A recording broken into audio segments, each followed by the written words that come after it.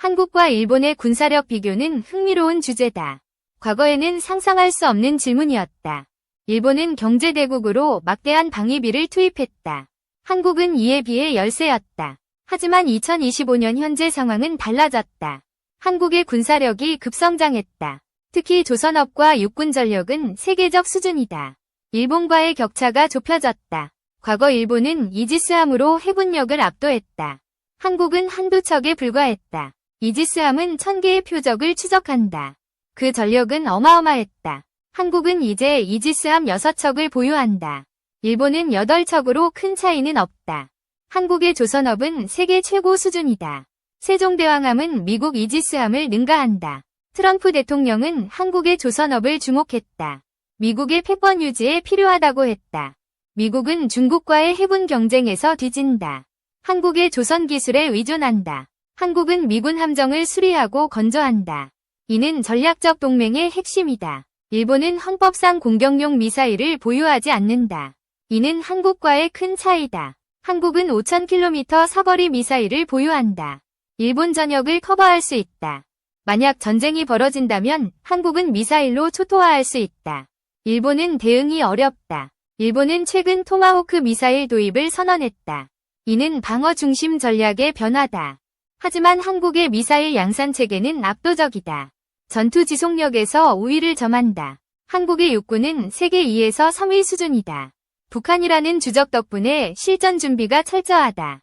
일본의 육군은 해군에 비해 약하다. 한국과의 비교는 불가능하다. 해군 전력에서도 한국은 빠르게 성장했다. 잠수함 기술은 특히 두드러진다. 한국은 독일의 209형 잠수함을 도입했다. 이후 독자적으로 3000톤급 잠수함을 개발했다. 도산 안창호함은 세계적 수준이다. 독일의 기술을 성회한다는 평가다. 잠수함은 은밀성과 기동성이 핵심이다. 한국의 잠수함은 이를 충족한다. 북한의 SLBM 개발은 위협적이다. 한국은 이에 대응할 핵잠수함을 검토한다. 핵잠수함은 물속에서 무제한 작전이 가능하다. 디젤 잠수함은 충전 제약이 있다. 미국은 핵잠수함으로 세계를 지배한다. 러시아, 중국도 이를 추구한다. 한국은 핵잠수함 개발 여론이 높다. 북한의 위협을 차단하려는 움직임이다. 북한은 2016년 SLBM 발사에 성공했다. 핵무기 탑재를 목표로 한다. 김정은은 2021년 핵잠수함 설계를 선언했다. 러시아와의 협력이 주목된다. 한국은 이에 대응해 고슴도치 전략을 구사한다. 강대국을 견제하는 비대칭 전력이다. 핵잠수함은 중국과 일본을 억제할 수 있다. 미사일로 상하이와 도쿄를 겨냥한다. 한국의 조선업은 잠수함 수출로 빛난다. 인도네시아, 캐나다 등이 관심을 보인다. 2차 세계대전에서 잠수함은 해전을 바꿨다. 독일의 유보트는 영국을 위협했다. 유보트는 가성비가 뛰어난 무기였다. 중소국이 강대국에 맞설 수 있었다. 한국은 독일의 잠수함 기술을 배웠다. 대우조선해양은 이를 독자화했다. 1993년 첫 잠수함을 도입했다. 이후 1800톤, 3000톤급을 자체 건조했다. 한국의 잠수함은 은밀성과 공격력이 강하다. 림팩 훈련에서 미군을 놀라게 했다. 북한의 잠수함은 디젤 기반이다. 김근옥함은 SLBM 탑재를 시도했지만 불안정하다. 한국은 핵잠수함으로 북한을 추적한다. 은밀한 감시와 고속 기동이 필요하다. 미국은 한국의 핵잠 개발에 중립적이다. 북한의 위협을 고려한 변화다. 한국은 핵무기를 개발하지 않는다. 추인체로만 핵잠을 운용할 계획이다. 한미 원자력 협정 개정이 필요하다. 우라늄 농축은 국제 감시를 받는다. 한국의 방산산업은 세계로 뻗는다. K9 자주포와 K2 전차가 유럽에서 주목받았다. 조선업은 한미동맹의 핵심 자산이다. 중국 견제에 전략적 가치를 가진다. 잠수함은 현대전의 핵심 무기다. 핵잠은 특히 전략적 억제력을 제공한다. 유보트의 비밀일기는 잠수함의 가치를 보여준다. 승조원의 헌신이 담겼다. 히르시펠트는 3번의 죽음을 피했다. 그의 기록은 전쟁의 생생한 증언이다. 유보트 승조원은 극한의 환경을 견뎠다. 공기 부족과 햇빛 없는 생활이었다.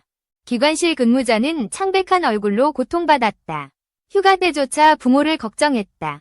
잠수함은 은밀한 비수로 불린다. 현대전에서 그 중요성은 더욱 커진다. 한국은 잠수함 강국으로 도약했다. 기술력과 양산체계가 이를 뒷받침한다. 일본은 헌법 제약으로 공격력이 제한된다. 한국은 이를 활용해 우위를 점한다. 북한의 핵잠 개발은 지역 안보를 위협한다. 한국은 이에 신속히 대응한다. 한미동맹은 여전히 핵심이다. 하지만 트럼프의 정책은 불확실성을 더한다. 한국은 독자적 국방력을 강화한다. 고슴도치 전략으로 강대국을 견제한다. 잠수함은 다윗과 골리앗의 싸움이다. 약소국이 강대국에 맞서는 무기다. 한국의 조선업은 세계를 선도한다. 군함과 민간 선박 모두에서 경쟁력 있다. 북한의 SLBM은 탐지가 어렵다. 한국의 핵잠은 이를 추적할 최적의 수단이다. 유보트의 역사는 잠수함의 가치를 증명한다. 현대전에서도 그 유산은 이어진다. 한국은 잠수함 수출로 경제를 활성화한다. 방산산업은 국민 경제의 동력이다. 핵잠수함은 정치적 논란을 낳는다. 하지만 전략적 필요성은 부정할 수 없다. 한국은 북한의 위협에 선제적으로 대응한다. 핵잠은 그 핵심 전략이다.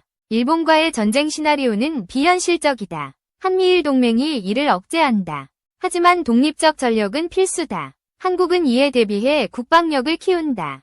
잠수함은 현대전의 게임 체인저다. 한국은 이를 통해 안보를 지킨다. 북한의 핵잠 개발은 아직 미완이다. 기술적 한계와 제재가 이를 늦춘다. 한국은 이를 기회로 삼는다. 선진 기술로 지역 안보를 주도한다.